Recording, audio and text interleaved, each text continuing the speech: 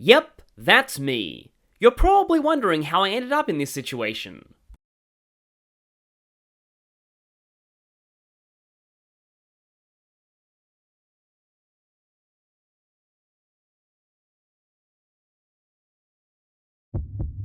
Rend, slaughter, devour your enemies. There is no other way to survive. You cannot escape your hunger. Warriors of Purgatory. Hello everyone, Big Clingy here and welcome to my next playthrough. Digital Devil Saga is a PlayStation 2 RPG created by Atlus as a spin-off of the Shin Megami Tensei series, not even being branded as one in Japan. It was likely Atlus's first attempt at making a more mainstream, accessible JRPG, releasing in 2004, about 1 year after Shin Megami Tensei 3 Nocturne, and retaining a lot of its engine and mechanics, but with a more conventional, by Atlus standards, and character-driven story, without demon fusing. Atlus would have its real mainstream hit with Persona 3 almost exactly 2 years later, and so Digital Devil Saga remained mostly forgotten, but nearly everyone who's played it calls it an underrated gem. Which is half of why I'm playing it here. The other half is that if you are a Persona fan who is interested in getting into mainline Shin Megami Tensei, this is the game I recommend as the starting point. It doesn't have any of the alignment baggage or complicated demon negotiation of the mainline games, but it does serve as a perfect introduction to the incredible press turn system. In fact, I go so far as to say that DDS has my favourite battle mechanics of any turn-based RPG. One final thing to note before we begin. As per that intro, you might think this game deals with some very dark and harsh topics. It's actually far lighter than it appears, and all gory imagery is restricted to the first few FMV cutscenes. I'll warn you about those in advance, but they are not indicative of the full experience. The katakana beneath the title there says Avatar Tuna, which is the subtitle of this game in Japanese. Without further ado, let's begin the cycle by starting a new game. Now, there are no difficulty options for this. The game is relatively on the easy side by Shin Megami Tensei standards, though that isn't saying much.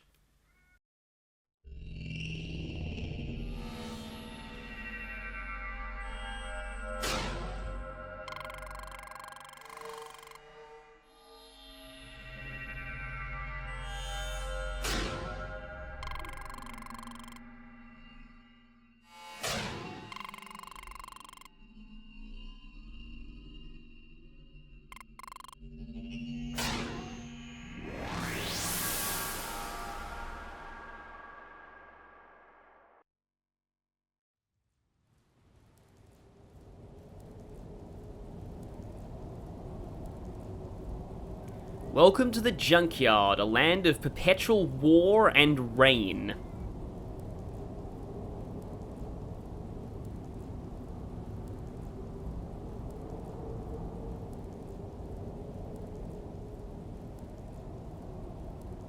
I've never seen anything of that nature.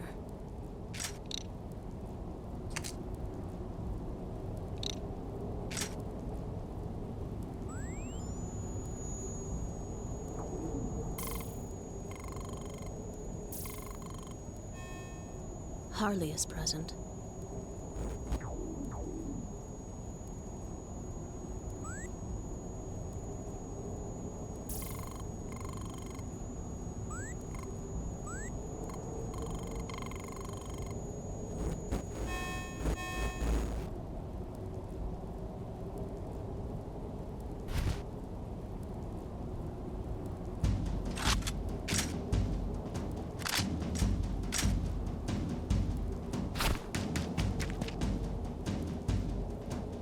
New recruits are always available, but a leader is irreplaceable.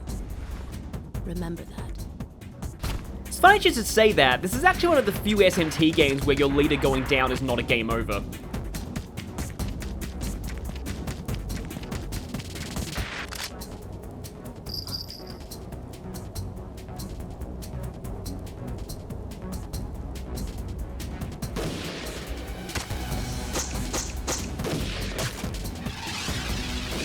So yeah, there will be some blood in this scene. I'll warn you when the worst of it happens.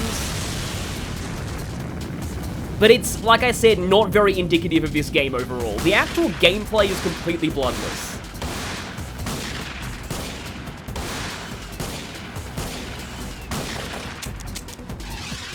Of course, you always run out of ammo at the worst possible time.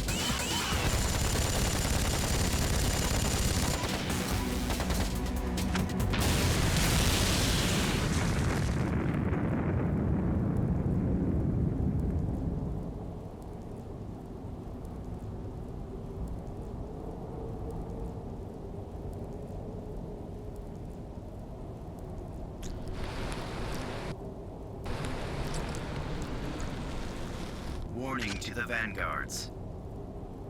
Remove the unidentified object at coordinates 2314-5873. Failure to comply will be deemed an act of war. Warning to the Embryon. Remove the unidentified object at coordinates 2314-5873.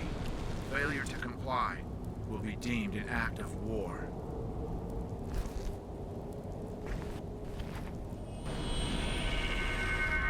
Well, it looks like both sides think the other's responsible for whatever the heck this is.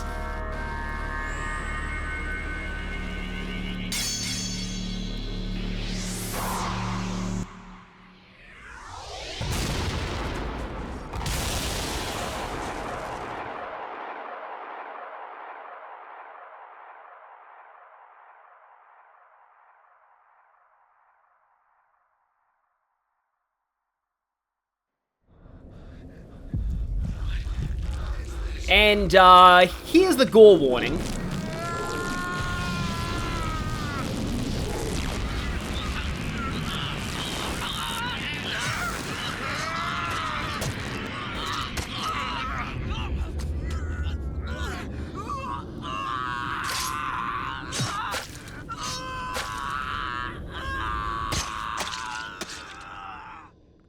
By the way, yes, indeed, that is Yuri Lowenthal grunting there. He voices our main character, who is basically a silent protagonist, so you won't really get to hear about much of him. Just like in the original Persona 3.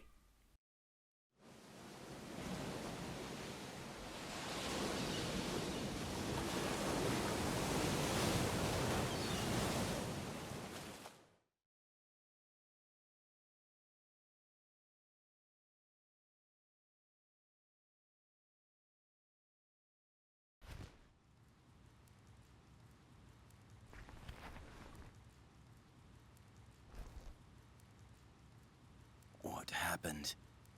Where are the vanguards? My chest is on fire.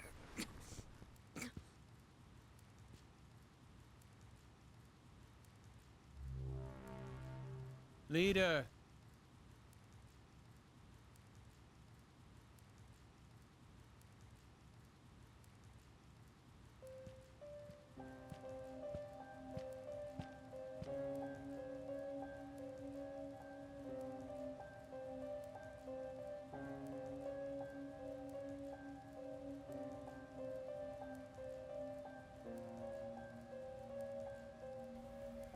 It's a mysterious naked person. I guess semi-nudity warning. Any thoughts? Strange. I feel like I've met this girl before. I want to know more about her. I'm sure you feel the same, Surf.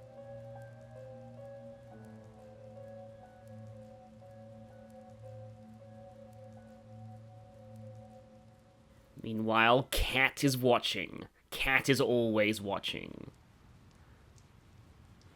Welcome to our home base of Muladhara, named after the first chakra, the root chakra, in Tantric Hinduism. There is a lot of Hindu symbolism in this game, by the way. That's its main core theme. Eat. How is she? Still sleeping. She did not have a tag ring. Who could she be? The woman is not our concern. The ramifications of the battle are unclear. What are these markings?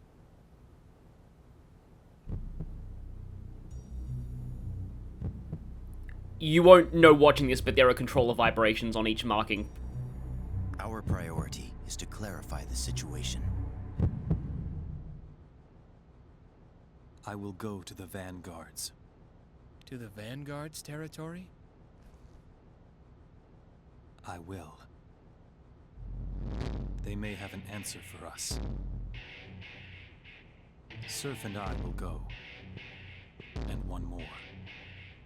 The rest will stay and guard the base. I will go. I want an explanation. Yes, that is indeed Amanda Winley, Yukiko from Persona 4. Atlus used a lot of the same talent around this time. Also, if the voice acting sounds stilted and emotionless, don't worry, it's supposed to be that way. It's a plot point. You'll see how this unfolds.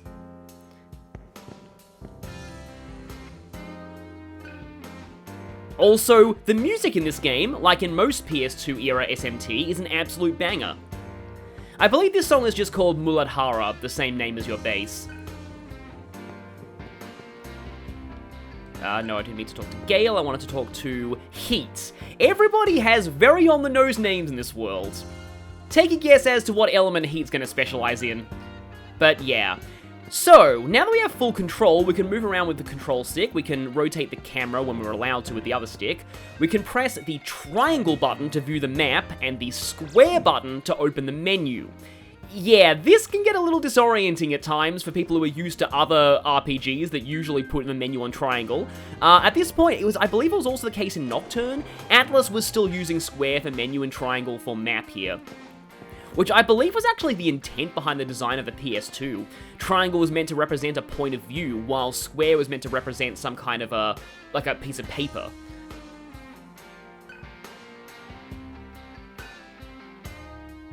So what this guy is actually giving us is our tutorial on treasure chests, and how they work. Yeah, that mysterious tentacly orb thing that had the mysterious naked girl in it. We should probably find some clothes for her soon. It made treasure chests spawn all over the world. And I think there should be our first chest in here. Yeah, here we go. Strange object lies on the floor. Touch it? Who wouldn't? And with that we get Revival Bead. They're actually fairly generous about revival items in this game, especially later on. Now you might also notice that you have ammo as well. I'll cover that in a bit, but first we start out with 10 rations that restore, at this point, all our health, and we have 1 revival bead. Some of the items should be familiar if you played Persona, and others might be new to you. You can talk to the members here of our tribe, the Embryon, which is a pretty cool name. And here we can get a tutorial on the shop system. What's really cool is that they justify getting money from battle in-universe. I love when RPGs do that. So, marker is credits given to us for doing well in battle, via our tag ring. So we learned earlier that the mysterious girl doesn't have one of these, which means she's not from around here. No one else in this room, but it pays to explore around. This game has, like, no real towns. This is the closest thing to a town you're gonna get, but there will be a lot of chests and other things. It also kind of pays to talk to NPCs where you can. Now, I believe, for some weird reason, yep, this event cannot be skipped. This is a bit of a meme to people who speedrun this game, because there are some cutscenes in this game that are unskippable. For some reason, this is one of them. But yeah, I love I want to call it, like, Hindu cyberpunk aesthetic to this game. It has a very, like South Asian temple-inspired aesthetic to it, while also looking very sci-fi. It's an aesthetic you rarely see. So, we can either buy items from this vendor or ammo, so we can already buy rations, revival beads, dis-poison, and dis-stun. I'll cover what these status ailments do later. And panaceas only cure panic, charm, or sleep. Those are a little more dangerous, I find, than poison and stun. Stun is barely a nuisance at all. We'll see that later. But here, I like to buy 1 shot shell before I head out. Just one is enough. Once you buy a bullet, you can equip that on the menu. This is really the closest thing you have to equipment in this game, which actually isn't that relevant to, like, how well you're doing in battle, but I'll explain how that works. For the time being, I'm going to equip the shot shell on Heat. That's going to double his bullet power. You don't have limited ammo at all. We can also see that we have stats here: strength, vitality, magic, agility, and luck. These do most of what you'd think they do. Vitality is physical defense, strength is physical attack, agility affects accuracy and evasion, which is very important in press turn systems. Luck affects a lot of things, as well as susceptibility to ailments, which is going to be relevant for the super boss way later. Magic, though, I'll explain magic later. Let's just say, one would not be remiss to think that Reinhardt made this game. Meanwhile, Karma terminals are save points. You may teleport, recover, and save at large Karma terminals. If you are defeated, your progress up to that point will be erased. Make sure you save and recover often. He talks like that kind of thing is an implicit mechanic that's happening in universe. Though in practice it really only applies to the main characters. But also there are small Karma terminals. Small terminals are, well, smaller versions. They don't allow healing. And they connect to large Karma terminals, but they are one way. So you can teleport between small terminals and large terminals, but not between large and small terminals. Meanwhile, here's our introduction to Karma terminals. Thankfully, they fix one of my biggest problems with SMT Nocturne in this game, and that is that there is no unskippable animation every time you use a save point. I don't know why Nocturne lets you skip the fast travel animation, but not the saving animation. But yeah, here's a pretty cool showing of like this terminal being activated. Again, this kind of scratches my itch for like having a sci-fi, a sort of a military sci-fi themed JRPG, since that's kind of rare. Obviously, you want to save as much as possible. And don't mind this file right here. This file is going to be relevant in the post-game. My friend Bubble Tea has lent me his New Game Plus save file so I can show the super boss without having to grind for a bajillion years. So thank you, Bubble Tea. Shout out to Bubble Tea. His content is awesome. But now let us leave. You might also notice that half icon in the corner. That's actually this game's equivalent of Nocturne and other SMT's moon phase system, but we'll go into that later because it's not, well, actually it doesn't really do a whole lot in this game. It's nowhere near as relevant as it is in the majority of Shin Megami Tensei, but it does affect selling and things like that. Yeah, you might notice that everybody sounds very stilted and almost robotic. Again, this is a plot point. Don't worry about this. There are a few items to grab in here, though. Here we get 3 chakra drops. Those will increase our MP, not SP. This isn't Persona, it's MP here. Oh man, this song is just like chill vibes incarnate.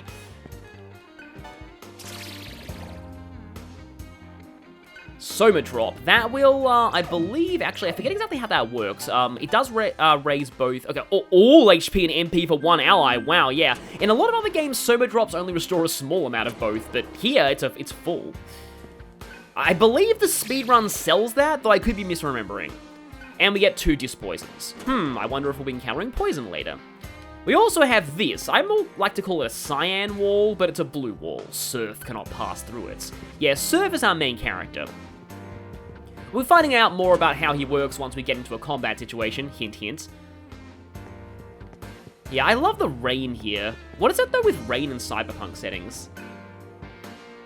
Smallest area. So Muladhara is the root chakra, but it also represents, from what I looked up, like the let's just say the arse area of the body.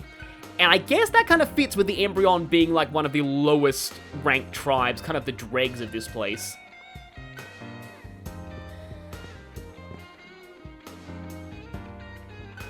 Yeah, it's the color hair that you're concerned with, not the lack of clothing. And the fact that black hair is considered weird in a world where a lot of people have red and blue hair, that should tell you something. Yeah, every tribe has its own color, and we are orange. Sort of cool how, yeah, orange is sort of the signature color of this game. You can see that on the interface in the top corner. You'll find out what that is, eventually.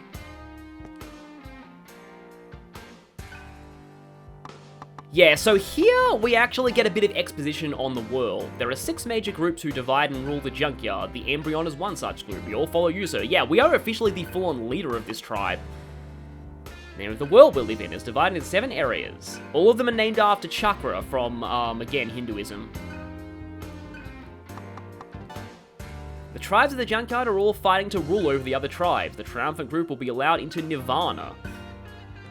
And that's basically it. And that's pretty much all these people know. Fighting is pretty much their entire life. I kind of described this game's plot as Xenoblade 3 before Xenoblade 3 was a thing. It's obviously different in a lot of ways, though. I think I'm fine on medical supplies, but let's see what tutorial you have. Poison and paralysis. If your crew to stock is low, replenish at the vendor. Yeah. Again, paralysis not actually that threatening in this game. So the Vanguard's that group that we were previously in conflict with, where one of them turned into a giant zebra and ate his ally. So that's not going to be, you know, ominous for later. We can also travel to Ground Zero where that girl was found. You don't need to do this, but you can get a little bit more plot exposition if you go here.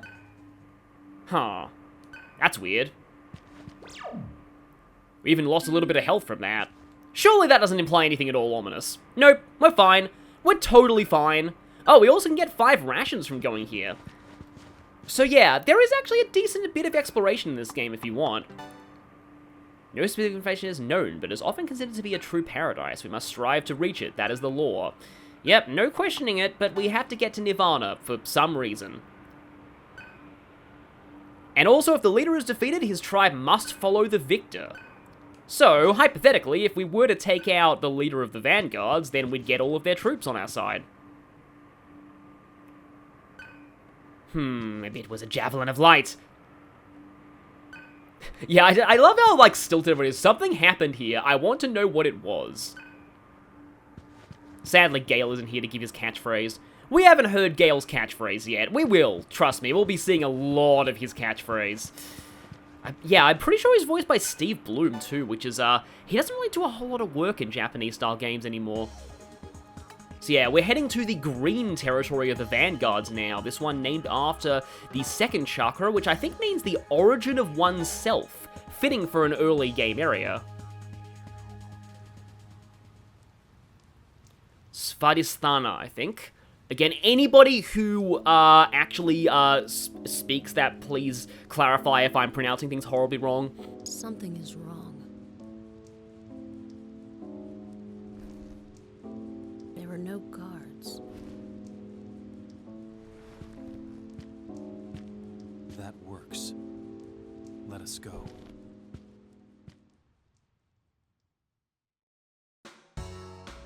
Ah, this song's also great. I love this song so much.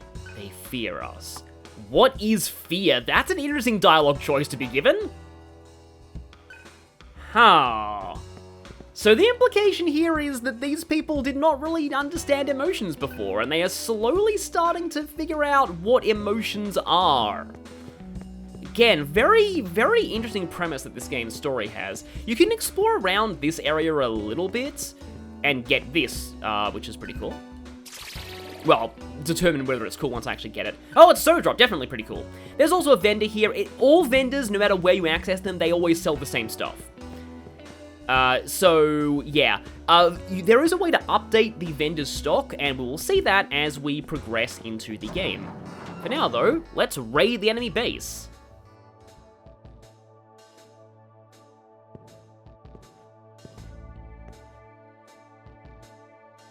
Where again, there is nobody. However, we do have a large karma terminal, so I would probably recommend that you make a save here. Oh, also, I suppose since we just lost some health, I can actually show restoring. So here, it does cost a little bit of marker to heal yourself. You'll fully heal your HP and MP. The cost is not really that high overall, so I recommend healing whenever you can. However, marker is going to be very important for a lot in this game. You want to be getting as much marker as possible. And we'll see that once we get into actual fights. Huh? Actual fights? While we get into actual fights, there's nobody here.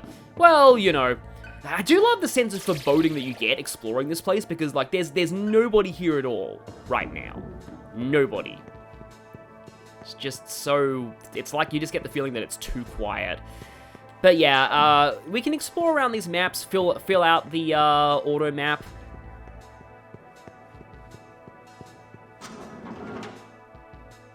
Still nothing?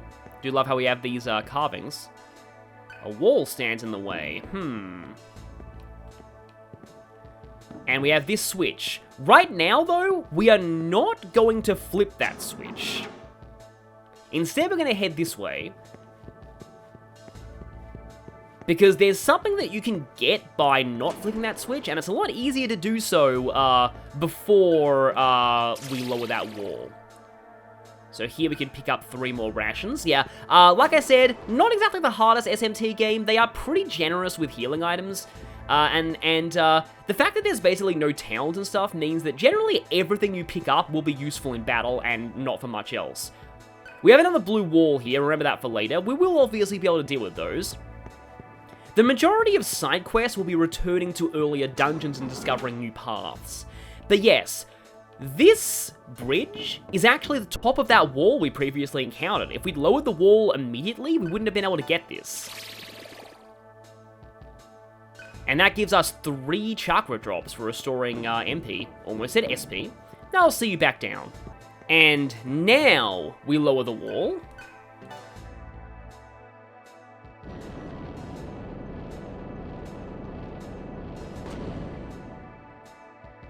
Which will let us proceed onward. We also have a small Karma terminal, a save point.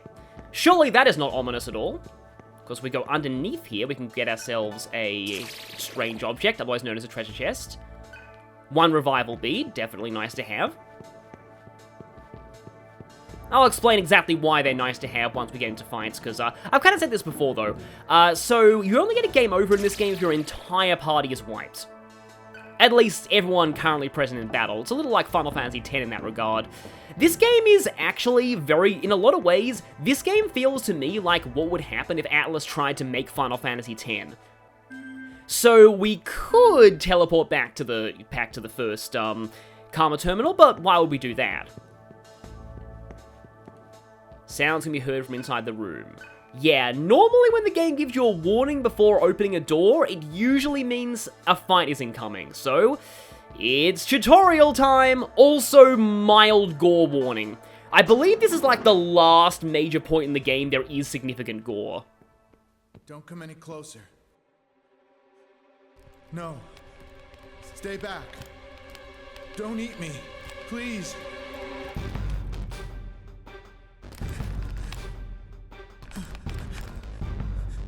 Harley, what are you saying? You murdered them and ate them all! You all turned into monsters. And then you devoured all of my men! That light, that weird light, shot right through us. And then everyone started freaking the hell out! Don't! Everyone started attacking each other! You ripped them apart with your bare hands! And then... Stop! Be quiet! God help me! Shut up!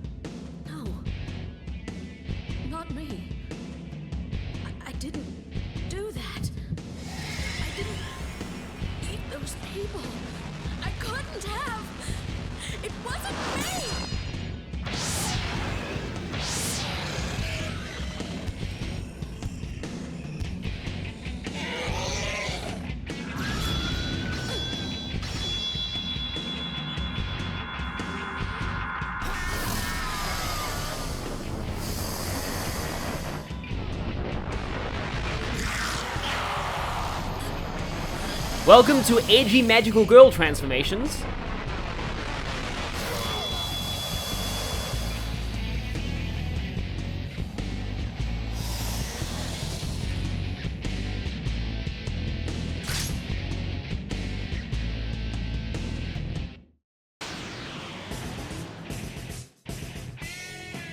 The turn icons at the top right of the screen indicate the number of actions your party can take. When no icons remain, it becomes the enemy's turn. This is the press turn system. We get one press turn per active party member. So if one of our party members was to go down, we'd only have 2 press turn icons. These turns can be used by more than one party member though. So, right now, our current character, Surf, can either attack, use Bufu to deal ice damage, or Void Ice, which creates a shield that nulls ice attacks on the entire party. This will be relevant later. We can also use items, or we can revert to human form, replace an ally, we have no reserves, so we can't do that, or retreat from the front line. Don't do this, by the way, don't do this. If you want to run for a battle, you need to select Escape, not Withdraw. I've made that mistake in the past, and it game overed me. Also, you can pass your turn by expending half a turn icon.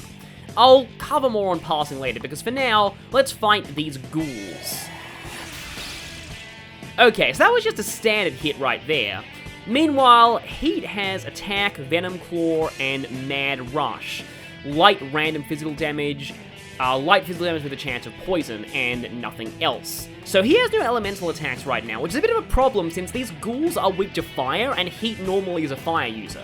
Now, there is a way to have access to fire attacks on Heat right now, but it's a little beyond the scope of this tutorial. Now, another thing that I want to mention is that you might notice that the numbers turn red there. Enemies don't have displayed health, but whenever the damage numbers turn red, it is an indicator that the enemy is low on health. This is very important for another major aspect of this game. But yeah, Argilla is our healer. She has Dia, Patra, and Analyze. Well, let's just analyze this guy. Analyze will become completely redundant later on, but for now, we can't get anything. So any enemy that is classified as a boss or mini-boss cannot be analyzed, which sucks, but I know these things are weak to fire. In fact, on that note, okay, so let's show off passing. So if you pass a turn by pressing the square button or by selecting pass, one of those turns will become a blinking turn. This blinking turn will be consumed the next time anybody uses an action. So for example, by having Heat revert to human form, this will happen. We just consume that blinking turn and we now have 2 of them left. But if I press the pass button for Argilla, we're now back to Surf and have 2 turns available. And now we have access to Fire Shot, a new combo. This is a new feature, well pretty much exclusive feature to Digital Devil Saga combo attacks. Depending on which skills party members have equipped, powerful combination attacks may be possible. A combination attack requires 1 turn icon for each member involved in the attack, so in this case, we need 2 turn icons to use Fire Shots. Fire damage ammo varies, that's why I bought better ammo for Heat to all. This is the combination of Heat's gun, which is a grenade launcher, and any Void Shield. But with this, Surf lends his power to Heat's gun, and we deal a lot of damage and hit their weakness.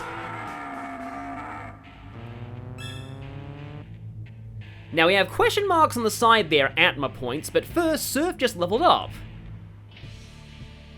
You have 3 stat points to distribute. This is a typical feature of mainline Shin Megami Tensei. Your protagonist is fully customizable. You can put their stat points wherever. And because of that, take it away, Reinhardt. Magic is everything. I didn't explain magic before, and here's why. Magic affects magic damage, magic defense, MP, and magic accuracy.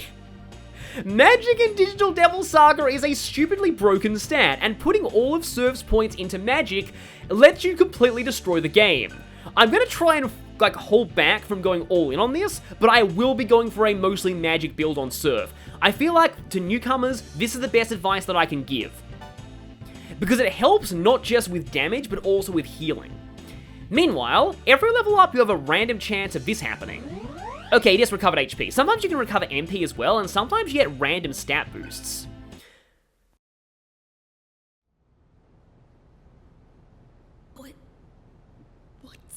happening to us? No, I can't eat them.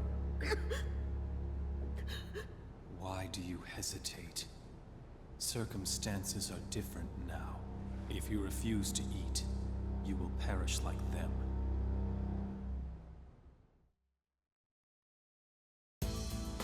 Thankfully, any instances of cannibalism occur off-screen. That's a weird sentence, but that basically sums it up. Serve and Heat devour the defeated enemies. After the battle, their HP will recover slightly because they consume their enemies. Meanwhile, Argilla is a conscientious objector right now and is not going to be devouring enemies. This is going to affect her growth a little bit, just for this dungeon. Yeah? Okay, you do you, buddy. So, like I said, despite, like, kind of flirting with some very dark themes, Digital Devil Saga is actually way less dark than it seems. Or most of the eating is only implied, and there's no gore in actual battles. So, now that we have got through our tutorial fight, we can actually fully explore this place, but also, of course, run and queue. Random encounters are a thing now. So, random encounters. We now have Beast Alp. They're based on a succubus from Swiss folklore. I'm going to be giving demon lore on most of the enemies that we fight here. I believe Alps have no weaknesses at all. So, yeah, that's kind of a thing. But here, okay, either I mad rush them or I'm going to go for the gun again. In speedruns, the heat gun combo is mostly used for this dungeon. You might actually notice here this is going to consume both of our turn icons. Yeah, so they didn't die, and that means that they're going to be able to attack us. Okay, Dream Haze, Sleep. So, Sleep generally makes you unable to do much. Sleep in this game does not go away if you're hit, I believe. But it doesn't make attacks against you auto-criticals or anything like that. It just mostly immobilizes you. But it does kind of consume your press turns whenever it comes to a sleeping character's turn. So, it is definitely a little problematic when it happens. Now, since Heat is in human form, he can't use any of his demon skills, but also in human form you have no weaknesses. All you're able to do to attack is use your gun. Heat's gun is fairly weak at this point, if it's not, using the special fire shot, and it does hit all enemies in battle. Every character's gun is different. Surf uses pistols that are single target and accurate, Argilla uses rifles that are also single target, and Heat uses area effect grenade launchers. Speaking of Heat and Argilla, so Heat just leveled up. Heat is, I can't really fully show like outright bios because endgame stats are very variable due to randomness in this game, but Heat specializes in strength and vitality and is the physical attacker of the party. You can specialize him towards fire elemental skills if you want, but it's not totally required, but we'll get into that once we finish this dungeon. Heat's demon form is Agni, the Hindu god of fire, and it is weak to ice and resistant to fire. Your weakness and resistance are always the same, regardless of what skills you equip. Okay, got +1 vitality. +1 strength on Heat's usually better. Argilla, and firstly, I just want to mention elephant in the room. Yes, she has mouths on her breasts. That's the only joke I'll ever make about that. Argilla is interesting because she is aligned towards the Earth elements. This is a new element that is pretty much only in Digital Devil Saga, and I think some of the earlier Persona games. Yeah, there are Earth elemental skills in this game. So she is resistant to Earth and weak to Wind. And her demon form is Prithivi, which is a Hindu god of fertility. Her stats mainly lean towards magic. She's going to be the primary magical attacker and healer of the party, except Surf is, ridiculous in that regard if you boost him towards magic. The interesting thing about this game is you only ever get a victory theme when you level up. Alps again, of course. Yeah, don't really want to fight Alps too much because they have no weaknesses, which is kind of weird. You know what, I'm going to go for an Analyze here just to show this off. It looks kind of cool, though. Dia, Terra, yeah, they use Earth attacks. Strong against Electric and Earth, weak to nothing. Unlike in Nocturne, which I feel had a bizarrely large number of enemies who had no weaknesses, there aren't a lot of enemies with no weaknesses in DDS. Alps are the exception, not the rule. Of course, physical attacks have a chance to critical as well, and a critical hit will also gain you 1 press turn. We haven't really explained how, like, press turns interact with weaknesses and resistances, but we'll definitely get into that in one of the next tutorials. Now, I believe from... Yeah, this is mostly a, mainly... just to show us there are some chests back there.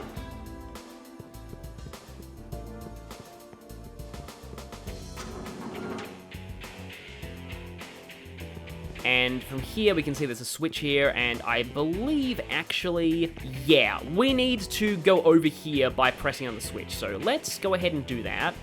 In fact, I believe those chests that we just saw on that earlier balcony, we can only get those after breaking the blue wall.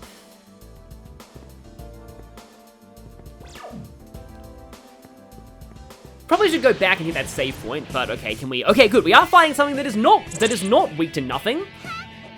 Yeah, the enemies here don't do a lot of damage. Yeah, like I said, they're easing you into things, but I believe these enemies are weak to ice. These are onmarakis, based on a Japanese spirit of corpses that is, in modern times, often depicted as a chicken for some reason. This entire area's the name of the song for this area is called "Hideout of the Chickens," by the way. Don't know if it's referring to Onmaraki or if it's referring to the fact that the enemies are scared out of their minds about us. So, I didn't really acknowledge it, but okay.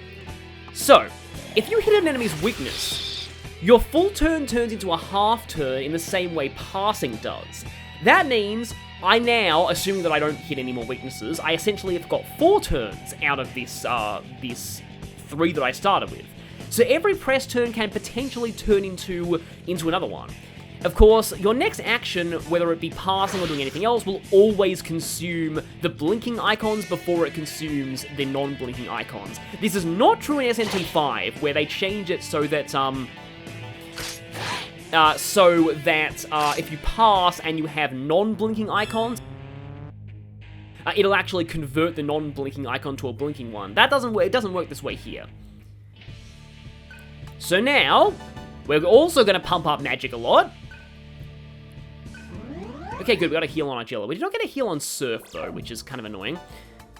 So I guess I'm going to have to use Agila to heal. Even regular Dia, the healing of it is actually affected by your magic stat.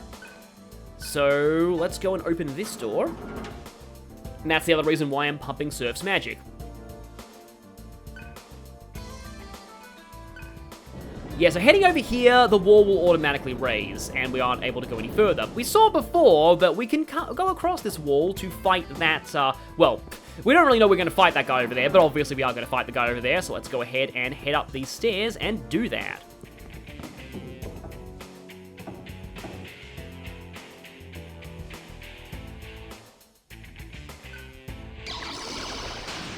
And so he turns into a cannibal demon, and it is a giant cannibal demon chicken.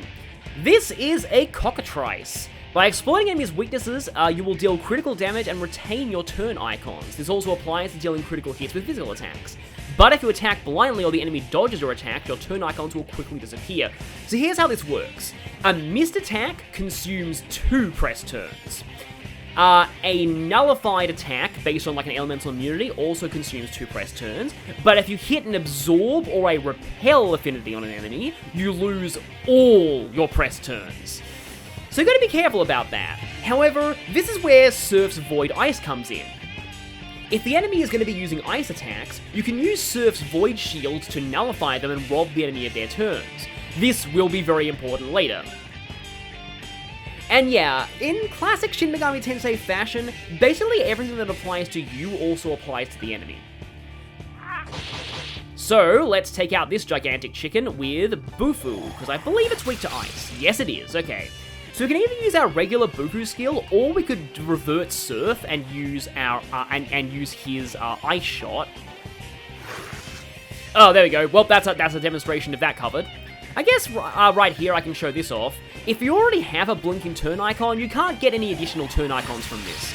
So yeah, that blinking icon would have been consumed regardless of if I hit a weakness or not. Now, the reason why I'm going with regular Bufu here as opposed to the ice shot, actually the ice shot could have done it too, is that I wanted to show off there's a chance of freeze with Bufu attacks, and this could be a Mandala effect, but I feel like it's more likely when the enemy is weak to ice, but I could be wrong about that. Freeze removes the enemy's physical immunities and guarantees critical hits with physical attacks. And considering that crits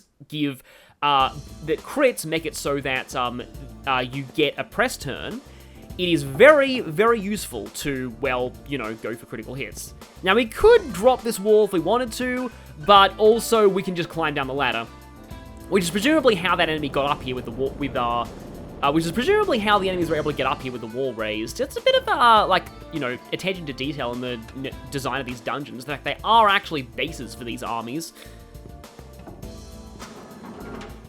But yeah, freeze, very, very useful in this game. We'll later on be getting a skill with a massive freeze chance. And, oh, hi there, you, I believe, are Morior. They are weak to a lot of things, but I believe they are also weak to fire. Of course, it's ice. Now, here's a fun thing about Digital Devil Saga. Enemies make very funny noises when they die. This is true of a lot of enemies in this game. You know what? I'm going to go ahead and do the analyze. This is a little bit inefficient, but I'll be able to kill one of them with Bufu anyway. Yeah, strong against earth, weak to ice and expel, null, fire, and death. Huh, what are expel and death? Well, if you've played Persona, you might know those as light and dark, or bless and curse. They work a little differently in this game, though, than they often do. Death, as per its name, usually consists of instant death attacks, but an important thing to note is that the petrification ailment is considered death. That will be very relevant later. Expel, characters in human form lose their demons, weaknesses, and resistances, and gain an immunity to expel. This is because expel is implied to be... Oh, I'm out of MP anyway. This is because expel is implied to work as exorcism, and if you're not a demon, you can't be exorcised. So yeah, kind of nice attention to detail in that regard. But sometimes it is actually useful to swap over to human form just to nullify enemies' press turns when they are heavy expel users. Okay, you used it. Oh wait, I just realized it voids fire because I just saw that there. So transforming heat was not a good idea. There's another enemy in here that is weak to fire, but yeah. Since they use that void ice shield, if I use my own Bufu skill, I am going to get my press turns removed. So let's not do that. Let's not do fire shot either. Okay, guns can still crit though. That's useful. I wonder if I'll be able to finish you off in my remaining turns. Oh wow, nice crit there, Agila. For some reason, those pathetic ghost things worth a lot of experience. And now, once again, I'm just going to pump magic. I'll probably stop doing this after the first dungeon because I want to pump vitality a little bit, just because that will help us not die. And yeah, not hugely concerned with MP right now because I have a lot of chakra drops, and I also have this. So they said earlier that that small karma terminals will not heal you. Sometimes, though, they are encountered alongside heal points, which, you know, will heal you. I guess I can show off all Meraki's Analyze, though. I normally don't need to do this, but I'm going to want to show off the Analyzers just for the sake of this LP and everything. Strong against fire, weak against ice, and has Argy. Oh, just bare. Okay, right. I'm going to do one more fight.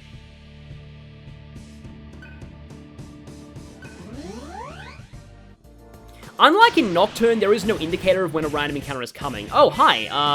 Dang it, I don't have access to ice shots right now. I would really like to have ice shots against you. Okay, Cockatrice is frightened. This is a particular ailment in this game. However, I can't really do anything with frightened status right now. You need a Devour skill to make use of that, and let's just say we might be getting some Devour skills soon, but not just yet. Enemies have a random chance of becoming frightened when they're hit with a weakness or when you nullify one of their attacks with, say, a Void Shield. So the Void Shields are really useful in a lot of ways. Having roast chicken tonight! Okay, let's see if that's gonna... Nope, not quite. Just barely. I do want to get this before I end this part, because it's a mechanic that I do want to talk about. Though it's not really going to be hugely relevant yet. It becomes more of a thing after this dungeon is over. So Heat has now mastered question marks. This teaches him some new skills. Argy, Void Fire, and that's it. When you win a battle, you devour your enemies and gain Atma points. By accumulating Atma points, different skills are learned. Skills cannot be used until they have been set. To set a skill, set from the main menu. These are similar to how Magatamas work if you played Shin Megami Tensei Nocturne, but I much prefer this system because every time a character learns a skill, they have access to that skill permanently. Any skills they learn go into a pool, and they can swap skills in and out of their pool at any time outside of battle. So characters are very customizable, while you're also encouraged to take them down particular tracks. And on that note, let's go ahead and restore here. Marker is actually relevant to getting access to new skills, but again, that comes after this dungeon. I'm going to save now that we've been introduced to our new demon powers and this world, and I will see you all next time when we head even deeper into the Vanguard's base and fight our first boss. See you all then.